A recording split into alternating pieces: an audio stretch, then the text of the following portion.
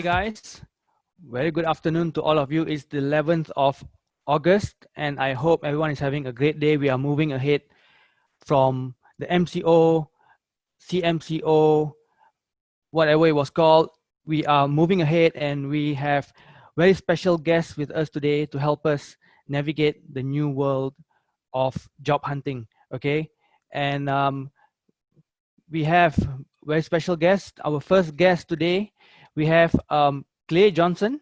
Clay Johnson is the regional head of HR for SWIFT, and SWIFT is the Society for Worldwide Interbank Financial Telecommunications. And hi, Clay. Hi, good afternoon, Jay. Good, how are you? Fine, thank you. Thanks for having me. Can we have a wave to the students? Hi, students. Thank you.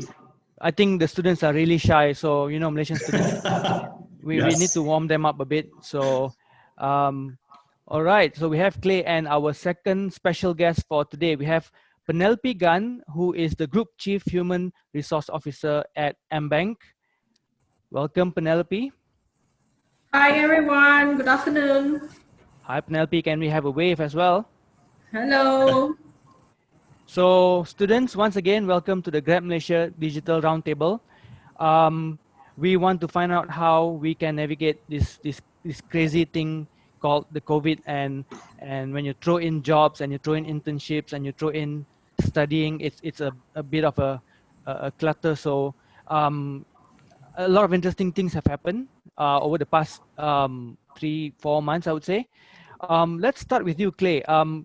Did you discover anything different? Did you learn something fun over the last few months? Yeah, so I am naturally an extrovert, and being in my apartment by myself, I really crave that social interaction. And in order for me to feed that and not being able to really get out and see people, we could all go to the supermarket. And so I've since made friends with the people who work in the supermarket. So the security guards, the people that work at the cash register, as well as the 2 cheese ladies who still remember my name when I go in. So that's what I have to show from the MCO period. It's good to know the cheese ladies, I think. 100%. It's good to know. It's good to know the cheese ladies if you love cheese. Definitely. How about you, Penelope? Did you learn anything new? Discover something fun? I think this pairing is just wonderful. So Clay is the born extrovert. I am as introverted as you get. And it's amazing I'm HR head being introverted. So I quite enjoy the balance of being able to self-reflect and being able to talk about and look at work-life balance as a whole, and also see the difference in terms of productivity levels of just not my team, but myself in a different setting and channels of operating. Yeah.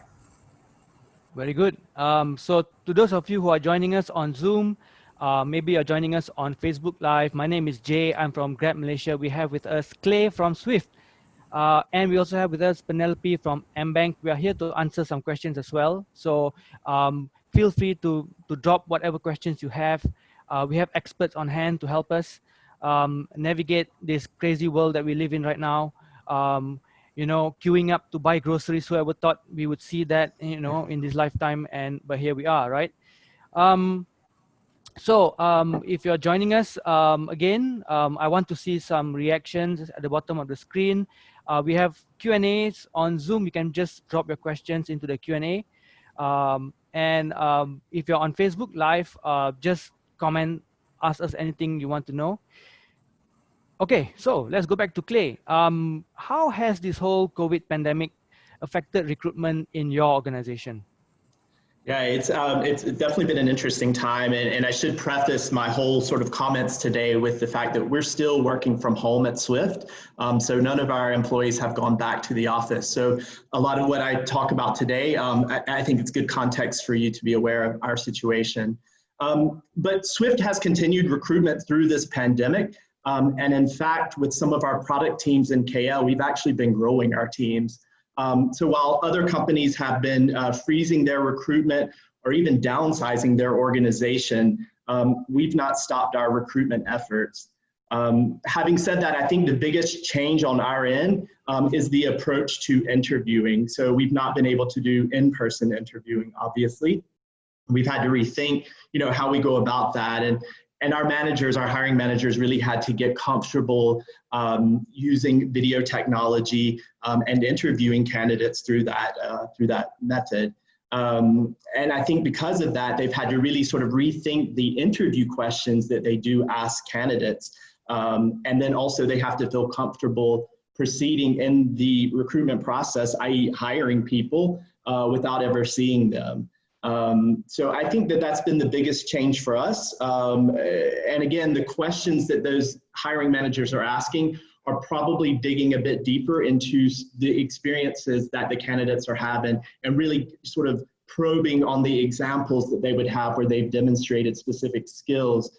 But I think it's equally important that candidates are also getting that sense from the hiring managers about what it's like to work in Swift. What the environment's like, what the culture's like, because they're not able to come in and see our office and see people interacting with one another. They miss that aspect. So I think it's really sort of forced us to rethink how we interview candidates. Great. Penelope, how about AmBank? How has it changed the way you recruit fresh grads and also experienced hires? Actually, echoing what Clay said, so I won't repeat that. It's a similar thing for us in AmBank Group, and in fact, we didn't miss a heartbeat. We continued with it, even with the announcement of MCO, RMCO.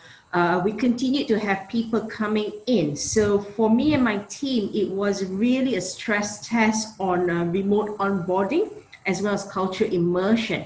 So as an organization, we have started on going on remote onboarding, pre-onboarding, using apps, using various channels to get people in. But I think the real acid test for us was at that juncture where you were given just a couple of days and someone's coming in and you got to get everything in order, all your ducks lined up and whatnot. So it forces everyone, not just HR, but also the supervisor and the teams that were receiving these individuals remotely. They need to figure out and map out in detail all kinds of touch points that we take for granted. As Clay said, the people that were joining us did not have the opportunity to come into the office and experience the ambience, the interaction with the people, which is really the heartbeat and the soul of the organization. So we had to take a step back and think of how do we recreate this, create a very meaningful employee experience with senses that are limited to just sound and sight as you're doing everything on video calls, so to speak, yeah? And also, my team on the engagement front had to upskill people, had to think of ways to increase purposeful connection and engagement virtually. It's no longer a case of you bumping into somebody in the corridor or in a cafeteria and saying, hey buddy, how you doing? Do you need help or whom can I connect? And suddenly you're thinking of what are the possible scenarios for a person on day 1, day 3, day 5, things like that, and we have to proactively reach out to them as if they were with us from day 1 in that sense. Wonderful, Penelope. Students, if you're just joining us, welcome to the Grab Malaysia Digital Roundtable. Follow us on Facebook, Instagram. We are also on Twitter. If you have any questions for employers, we're here to help. We have with us Clay Johnson from Swift and Penelope Gunn from AmBank answering your questions. If you have any questions, just let us know. Moving along, Clay, what are some of the skills you think are becoming increasingly important? And do you think there are skills that are not as important now, looking at the way things are? Yeah. So, I mean, when we talk about skills, I really sort of divide them out. So we have our technical skills and job skills, and then we also have soft skills. So if I really look at the technical skills, I mean, Swift is a technology-based company. So we hire developers, testers, business analysts.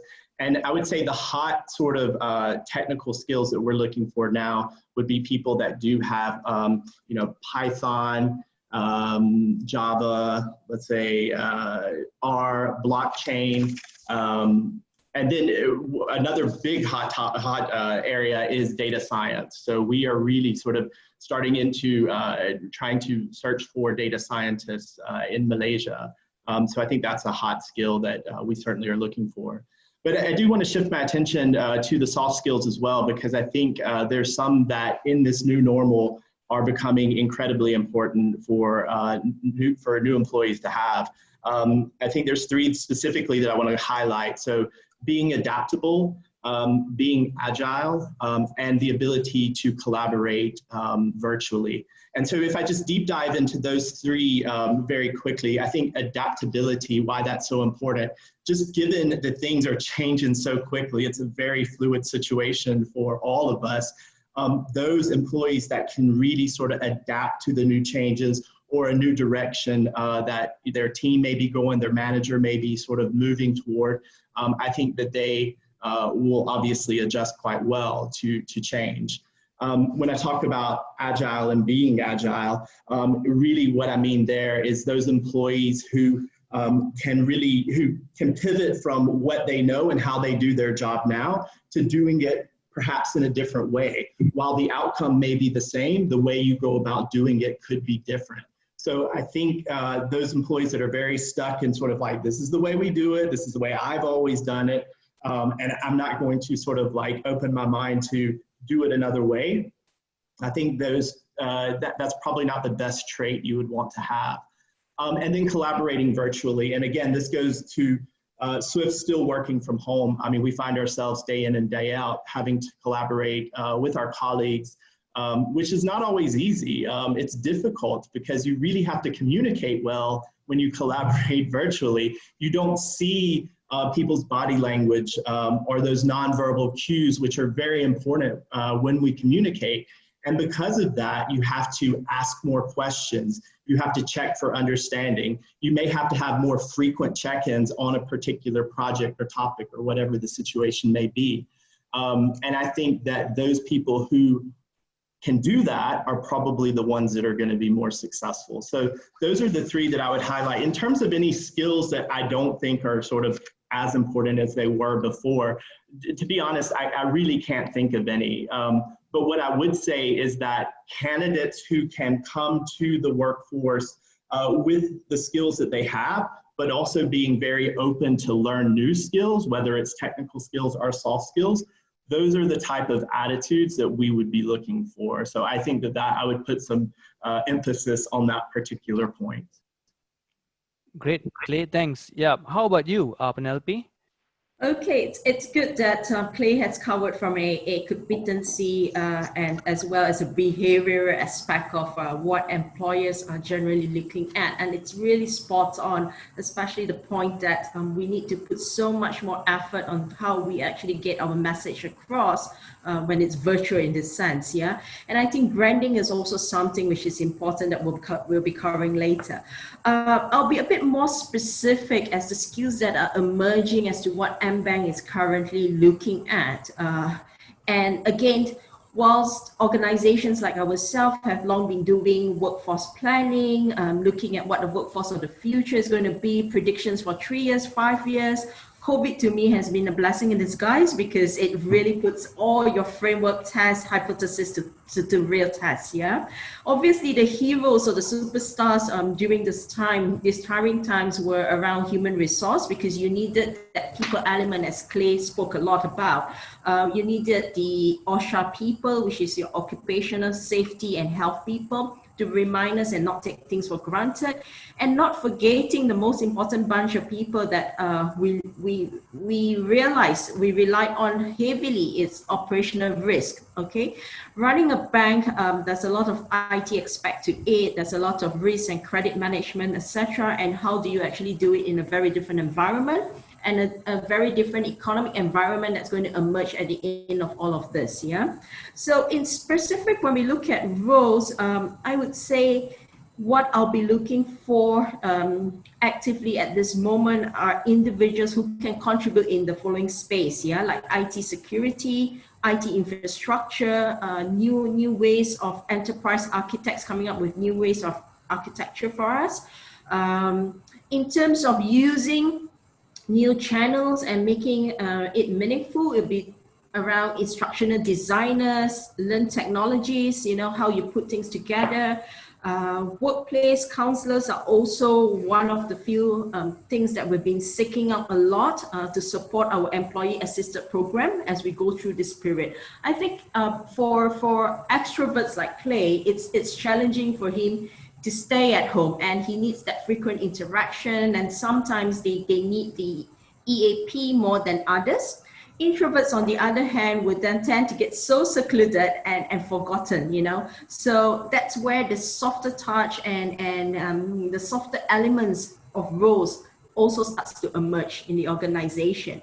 Roles that I would see going down in terms of prevalence, and this would not be new actually, and it's largely driven by the fact that organization goes through process engineering, robotics, process automation, would be very much the over-the-counter sort of positions, your tellers, your customer service assistants, as well as back-end transactional task type of roles where robots would actually take over.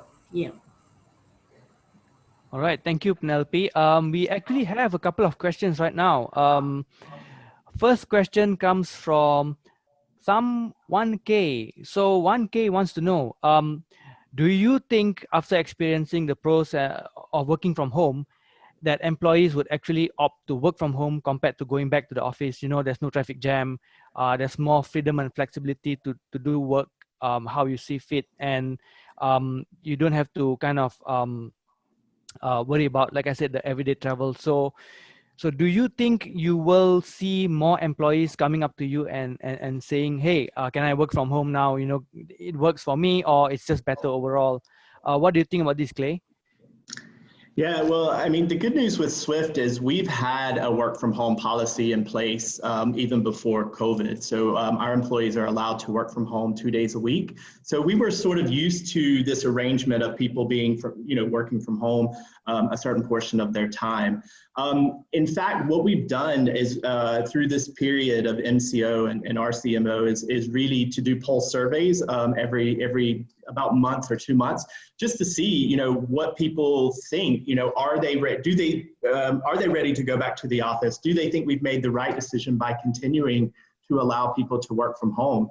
And in fact, the results that we have are people are okay to stay home and to continue working from home. But there is a population of people who are quite eager to get back to the office, again, because I think that they miss that sort of interaction with their teams.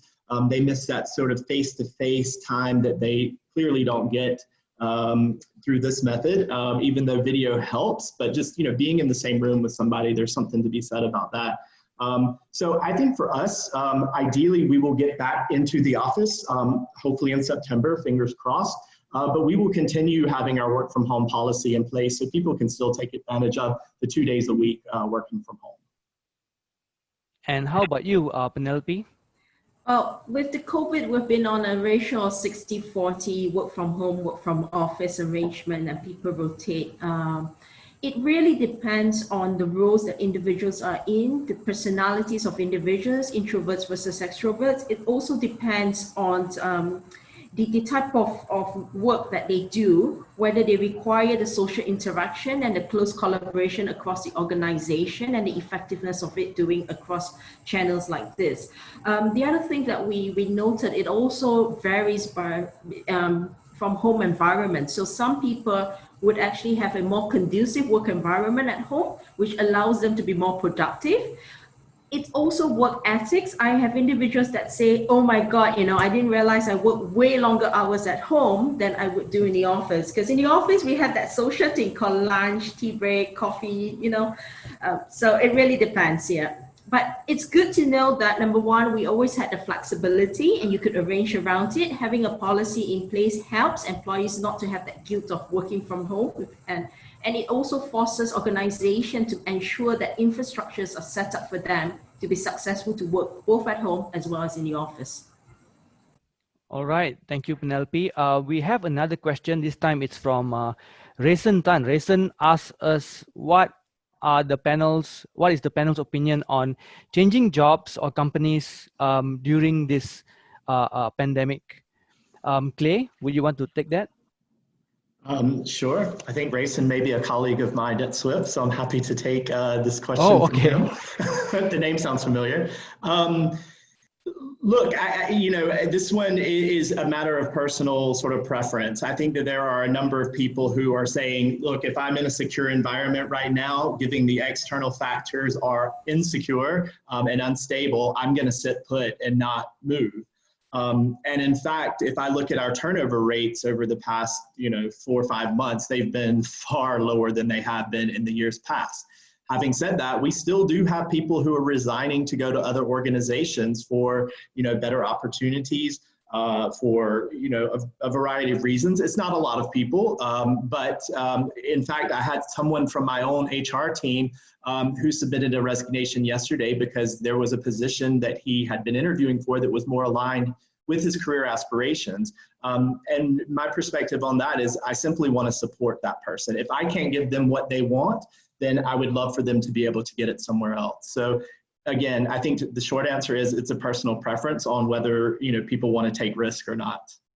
Penny, I don't know if you agree, but that's sort of my view. I totally agree with Clay that I'm not going to be a patronizing Asian parent that saying, hey, recession's going to happen, stay where you are, don't jump jobs. Yeah, you never know.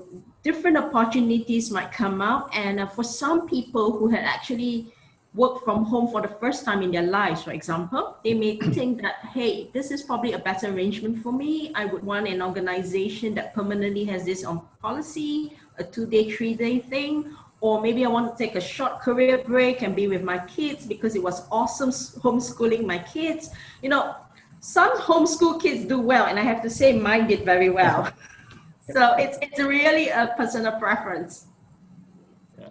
And I think just to add on to Penny's point, and it goes back to something that she mentioned earlier, I mean, I think during this MCO period, all of us have really had time to reflect on, what's going on in our lives, what's going on in our families' lives. And I think that we've sort of taken stock of where we stand in our own personal sort of goals in life, whether they're professional or personal goals. And so there probably are a number of people who've had those reflections or are ready to act upon them in order to maybe sort of do something different that they've thought about during the MCO period. I know another colleague who actually is going to unfortunately leave us as well from another office to start his own business. And I think, it's things like this that people probably thought about with a lot of time on their hands during this MCO period. Great. We have another question here. I believe this is from an international student, Lu Xiao. Lu Xiao asked us if any of your companies actually take in interns, international students as interns. Yeah, I think with Swift, I'm not sure that we do take on I mean, they have to have the ability to work within Malaysia legally. So I think for us, we don't take on international interns, but I stand to be corrected. I'll need to check with my talent acquisition team, but I don't think we do.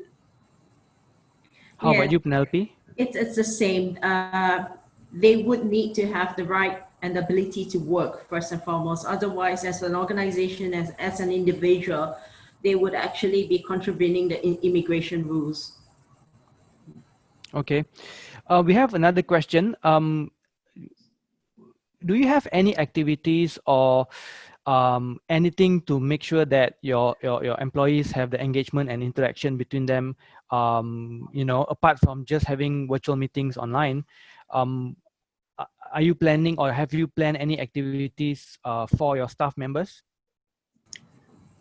Yeah, for us, we have virtual coffee chats. So for my own team, every Friday we have a half an hour where we come together. The only rule is we don't talk about work. So we talk about what's happening in everyone's lives. I think sort of more broadly within our KL office, we have a sports and hobbies club. And they have been organizing virtual activities for its members. So I think they've had like virtual game nights. And it's really just to try to get the colleagues together, whether they're on the same team or not. And I think starting this week, we'll be resuming our sports club. So we have like a badminton club, running club, these Zumba, I believe. And so those type of activities will resume in person. Penelope? So we continue. So we have both virtual and physical. So we do have our Zumbas and whatnot virtually. Physical, whatever is permitted by the government, we still organized it with the SOP in place, of course. Yeah. Yes. All right. So moving back to our talking points, Clay, what kind of career opportunities do you have within Swift right now? Yeah, so we actually do have internships. So there are 6-month internships that are paid. We have entry-level roles as well yeah, I believe most of them are posted on our careers portal on swift.com.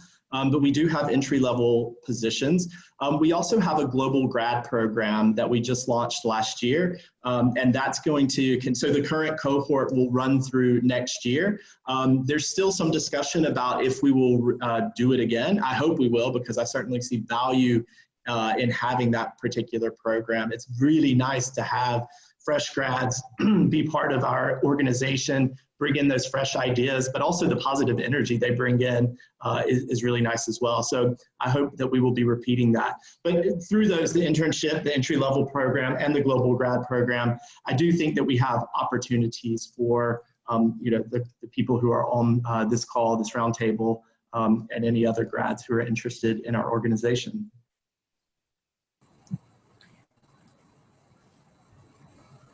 And Penelope, what kind of opportunities? Yeah. So similarly, we take internship year round. So people can just write in and we'll try to match you with the best available opportunity. We're a big organization. We've got many subsidiaries covering the entire full spectrum of financial services.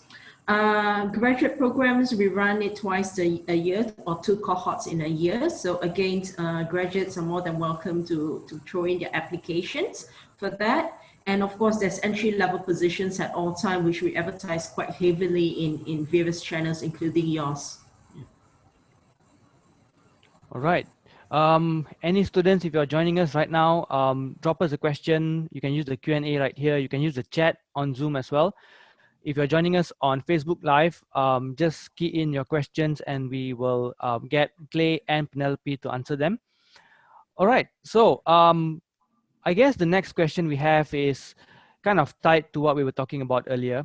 How can a student or a fresh grad stand out in a time where things have really changed, and what can they do in their internship, in their resume and maybe at the interview to really showcase themselves? Clay? Yeah, I mean, I think for those students or fresh grads who can highlight any of the soft skills that I mentioned earlier, or sort of any soft skills that are related to coping with change, I would definitely say make sure that those are listed in your CV. And then the next step, and probably the most important one, is to be able to share in a very clear way when and how you demonstrated those skills in the interview. So I would just say take some time when you're preparing for an interview to really think about those examples where you demonstrated the ability to cope with change. Be able to articulate a clear example of when it happened and how it happened and maybe even what the result is. Because I think that it's one thing to say that you are adaptable, but really to sort of give a clear example means a lot. So if I was interviewing for you for a role at Swift, that's certainly a question that I would position, as part of the interview process. I realize I'm giving a lot of attention to the soft skills, but I want to, make it clear that the technical skills are just as important. But I think in the past, I know we've been guilty of this where we prioritize people's technical skills over their soft skills. But I think with this new normal, and those soft skills that I've mentioned already, I find that the soft skills are as equally important as the technical skill.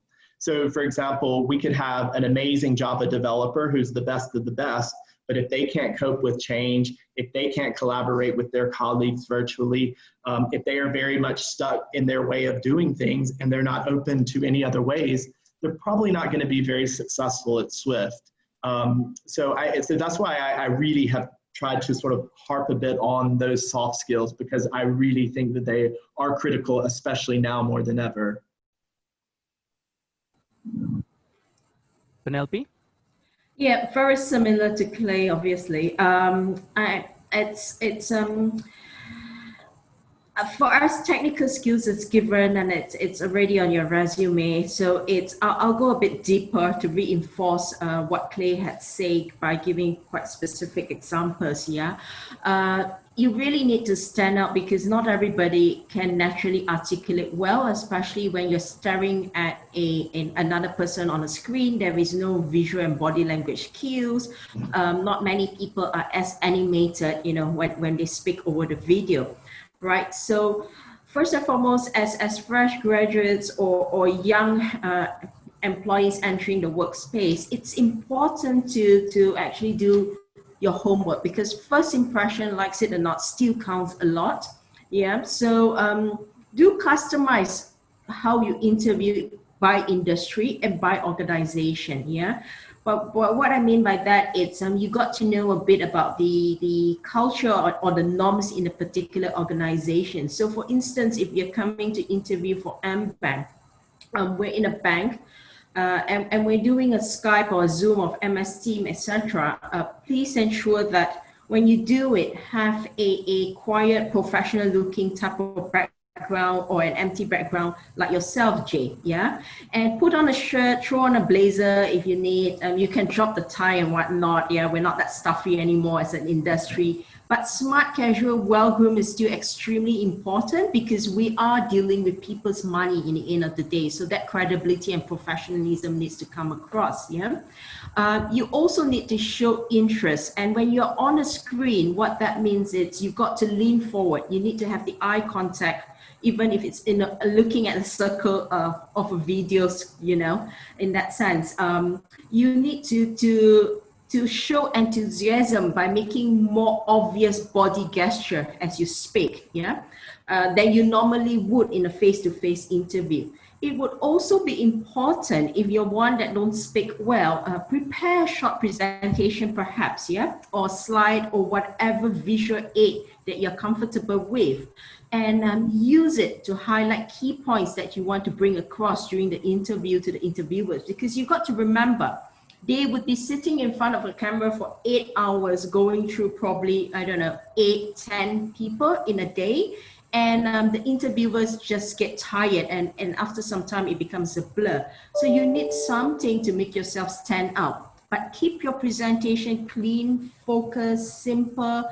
Just think minimalist where less is actually more. And lastly, take charge. Don't feel like you are being interviewed. Be in the driver's seat. Dictate your career, dictate your future.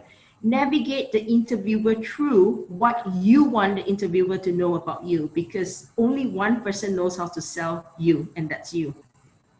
Yeah, so that's really my advice to how to stand up.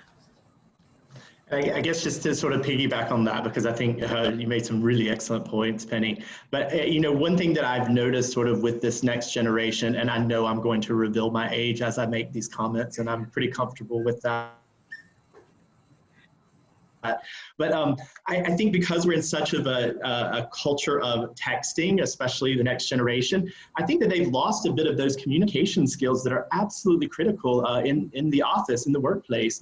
And so what you're saying about, making the eye contact, being able to make small talk with someone, you go for the interview, someone's going to walk you to maybe an interview room and just start some, general conversation with you, be able to look them in the eye and sort of have that just sort of small talk with them. It goes a long way. And it also may sort of settle your nerves a little bit ahead of the interview, just to sort of get you sort of talking, but definitely look the person in the eye, be able to have that small talk.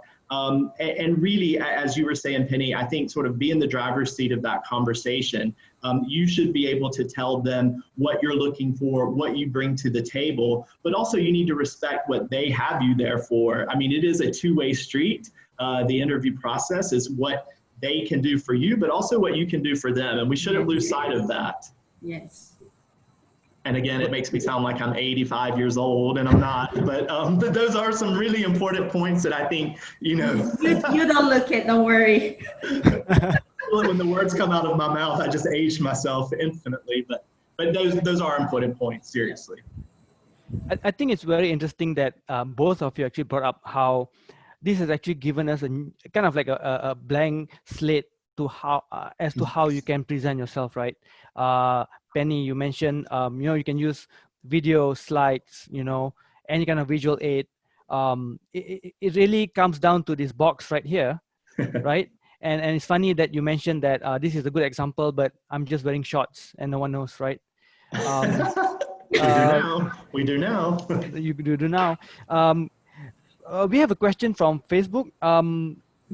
What's your opinion on experienced employees actually applying internships to start afresh in a new industry? Have you seen anything like that? And what do you think about it, Clay?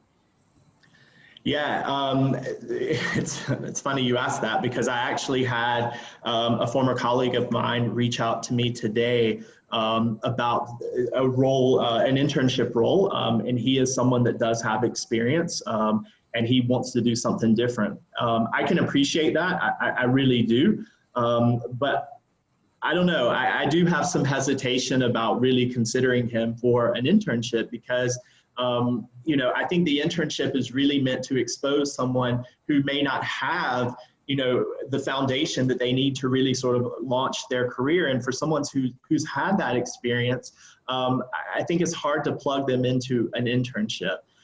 So I would be rather reluctant. I'm not saying no for sure, but I would think twice about it, because I think, because they bring that experience, that's not really what an internship's about.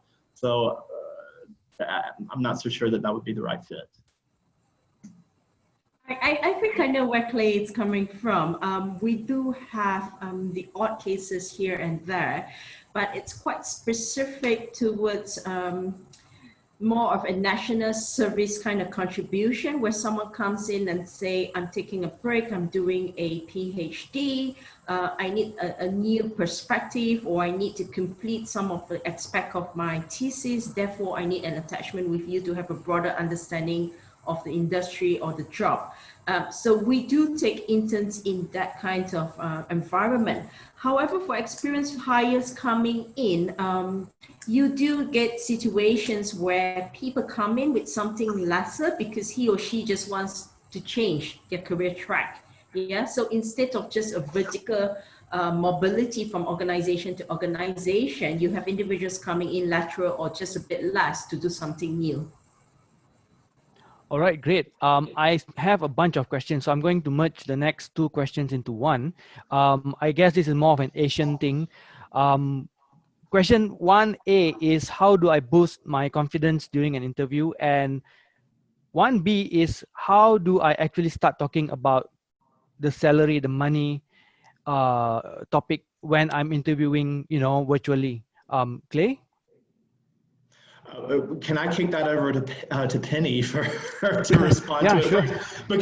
Because you prefaced it with maybe this is an Asian thing, and I feel out of respect to the culture, I do want to respond to it because I have my views, but my views may not be aligned with the Asian culture. So if I could pass it to Penny, I would really appreciate it. Sure. Sorry, Penny. Okay, I'll take it since I'm Malaysian, and Asian. Yes, I think I'll go with question B first, the money issue. Regardless of whether it's face-to-face or in person or through a screen, I think Asians by nature just have a problem bringing it up, and it shouldn't be something that's being skirted around, avoided, because as an interviewer, I need to know what your expectations are as well and how realistic it is, As a professional organization like us, we actually subscribe to market survey and market benchmarking as to what the rest of the industry is paying. So we prescribe to a certain reward philosophy of how our strategy and as well as our affordability. So in instances when an individual comes in and he or she may have been working in a different industry, which skill sets are applicable to us, or he or she may be working in a smaller organization. Therefore, they would have a, say, lower pay scale or pay rate. And when they come in, they are embarrassed to ask or mention that, but their expectation is something higher. And I don't think that they should be feeling that way. It's just matter of fact. It's a document that we will receive in the end of the day. So it's easier to just approach it by saying that this is what I accepted at that point for the following circumstances, or, you know, I have not progressed as much as I would like to versus my peers because I've been there for some time. However, I would like a X% increase or a X target of ringgit every month. And I think that's absolutely fine and fair, because in the end of the day, we would pay what we should be paying you in terms of equity, both internally in the AmBank group as well as externally in the market. So people should just bring it up. And personally, I think it's easier to talk to a camera about my expectation than somebody face to face. You know, there's something superficial about this distance here rather than face to face. Yeah. Boosting confidence, that's a tough one. You're asking an introvert. I guess it's a lot of practice. Go for a lot of interviews, talk to your friends, talk to elderly auntie, cousins, uncles, you know, and practice that role play. That's the thing. And as Clay mentioned earlier, it's wonderful if you start with a small talk, pick up something small about the person you observe or around the surrounding that you observe. You know, like Clay has some pictures behind, they're quite matching. Things like that, and strike a conversation first and you know, get that chemistry going. Yeah. Okay, I feel safe to respond to this now. Thank you, Penny. So on a very similar note, Swift does the same thing from a compensation practice standpoint. I mean, we do have a philosophy around our compensation and what we pay, and we utilize compensation salaries looking at the external market in order to determine what our salaries would be. I would say that those conversations around compensation are obviously very sensitive on both sides of the table. But what I would say is I would let the employer maybe start that conversation before you as a candidate starts that conversation. And the reason why I say that is because as an employer, I want to know that you're interested in the role. If you're coming to me just interested in what we're going to pay you and what benefits you're going to receive, then it's probably not going to be the best fit at the end of the day. So I do, as Penny was saying, I think we as an employer need to come to the table and set your expectations, ideally in the first conversation. At Swift, we do have entry-level salaries where we start, you know, new fresh grads. So we try to take a little bit of the sort of like mystery out of it. Of what people are earning. So if you are, you know, a fresh grad with no experience, most of them are probably earning the same thing. Now, if they bring a particular skill that we find is a niche skill that we need, we may, you know, pay them slightly more. So for example, if someone has a language skill, Korean, for example, is something that we look for, we may pay a premium for that particular skill. But that's really sort of the pay conversation that does need to happen, but let the employer or the person interviewing you drive that. I think in terms of boosting confidence, yeah, I mean, this is something that's sort of an individualistic thing, I would say. I'll tell you my own experience. One thing I do, and I try to do if I find myself in a situation where I'm a little bit nervous about, you know, maybe it is an interview or maybe, you know, whatever the topic may be, I have actually a file within my emails of sort of positive feedback that's been given to me about my skills. And sometimes I will pull those emails up and sort of reflect back to remind myself, like, you know, you bring something to the table. There's something that you have that you really need to put on display. So whatever those skills are. So I would really sort of say, hone in on your strengths, play those up, and you'll feel good about it because you know people have told you that you're probably good at whatever X, Y, or Z, and really sort of play those up. And I think you will sort of exude that confidence that you're looking for. All right, I think we have kind of opened a can of worms right now. We are getting more questions in a good way. We're getting more questions on salary. So Chan Jayan asked us, could I negotiate for a higher pay during the interview? If so, then how can I do it? Penny, maybe you want to take this one? Absolutely. I think the first thing to do is state what you're on exactly, yeah, and then what your expectation is, and take a sit back and gauge what the reaction is, because until and unless you really have market data to know what the rest are paying, sometimes what you ask may seem unrealistic, and you want to check in with the person across the screen or across the table, if the expectation is realistic in that sense, yeah. And again, if you are an exceptional candidate, okay, you sold yourself well, you have illustrated experience or examples through your behavior event interview techniques that you are a great fit to the organization and you can bring a lot onto the table, there is really no fixed rate. A premium can be applied. Yeah, and I mean, I think you can always ask. It never hurts to ask. In fact, I would encourage you, if you want to ask for a higher salary, you should absolutely do so. But if you do, you need to back up with a rationale as to why you think you deserve that. So be able to clearly articulate that, and you're not just asking for the sake of asking. But we're talking very strictly about pay, and there are a number of other elements that make up sort of compensation. I know that working from home or having those flexible hours, those don't necessarily pay the bills. I get that, but I do think there are other aspects to what employers offer that are important as well to take into consideration when you look at a full package. So maybe they offer a higher contribution on pension, or maybe they offer, I don't know, lunch once a week, or the work from home, or the flexible hours. So just keep in mind, it's not always about just strictly what do I get at the end of the month. So there's a bigger picture that I think you should take into consideration. Yeah, absolutely. And Clay, that was giving away your age by saying pension. I know, right? Yeah, so I would encourage, pension's not something that crosses our minds realistically until we're much older. I would also encourage you to actually find out what other benefits the organization have. And some of this actually adds up or gives you the flexibility you want. Like for instance, in AmBank, we have what we call a flexible benefit plan, which opens up an entire plethora of things you want. So if you have no interest in pension, for instance, you can actually have the minimum pension plan that's allowed by the government, and then you use the extra or the trade-off that you have made for other things. Like we have people paying your yoga bills, going for classes.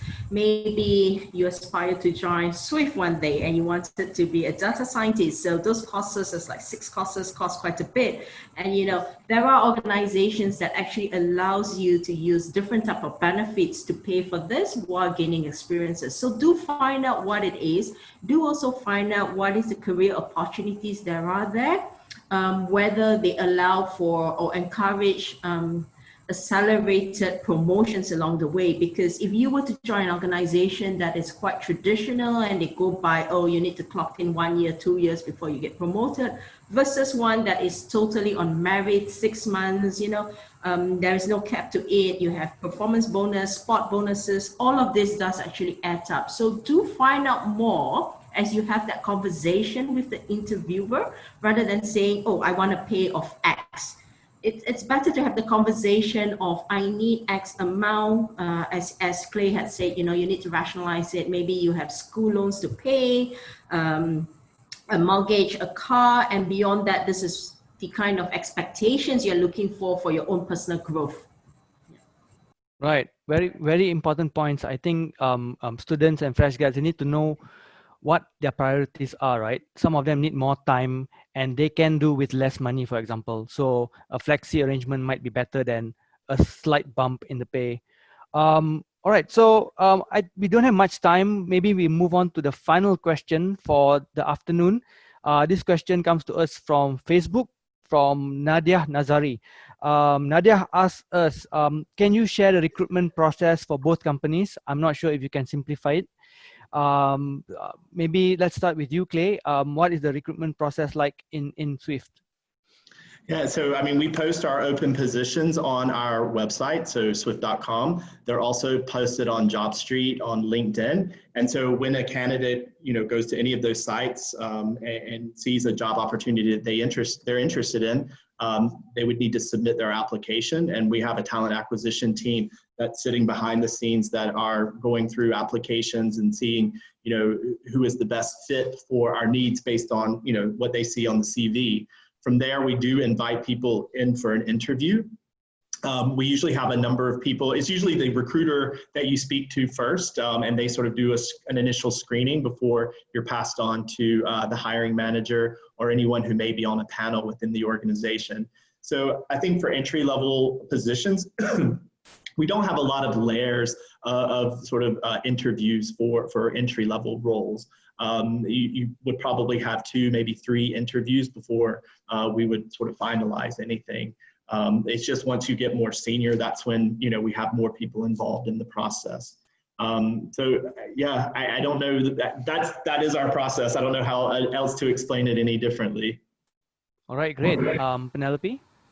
I'm glad Clay went ahead first, so I could say as above. So it is really quite similar. We post it in various areas and channels to reach out to candidates, shortlisting, interview, and then depending on what you're going for, there are different kinds of assessments and different rounds of interviews in that sense. The only thing that I want to add is sometimes we don't post every position that's available. And sometimes you may come with a skill set or an experience in an organization or a particular discipline that you have studied that makes you unique, or even if you had taken a year of break to travel the world that makes you more worldly and interesting, you can always just write in, and the people that are shortlisting it may find you interesting enough to actually have a conversation with you and find you a role or create a role that fits you and the organization. So don't be confined to the advertisements that you see that's being published. If you are interested in joining AmBank, for instance, or you're interested in a certain program that we have, or that there's a certain role or function that you'll be interested in, just feel free to send in your resume. All right, very good. I think that's all the time we have for today. Is there anything else you would like to add? Let's start with Clay. No, I wish everyone on this call who is looking for a role the best of luck. Definitely consider Swift. I think we can find a place for you depending on your background. But I genuinely hope that everyone is taking care of themselves. And if you are looking for an opportunity, you do find one soon. Thank you, Clay. Penelope? All the best to everyone. Don't give up. Keep sending. Something would come. And with every closed door, there'll be another opportunity. Don't take it as a confident destroyer as well. Just carry on going. I didn't get my first job in my first attempt either, So keep exploring. And if you do find that your job is not suitable, I know the market's not the best to move, but if you do find something else, why not? All right. Thank you once again, Penelope. Thank you, Clay. This has been the Grab Malaysia Digital Roundtable. Once again, thank you to Clay Johnson, Regional Head of HR for Swift, Society for Worldwide Interbank Financial Telecommunications, and Penelope Gunn, Group Chief Human Resource Officer at AmBank. Thank you very much, guys. This has been great. Many questions were answered. I think the students are clearer now about how to go about. I think they feel more motivated to move forward. And thank you very much for joining us. Thank you for having us.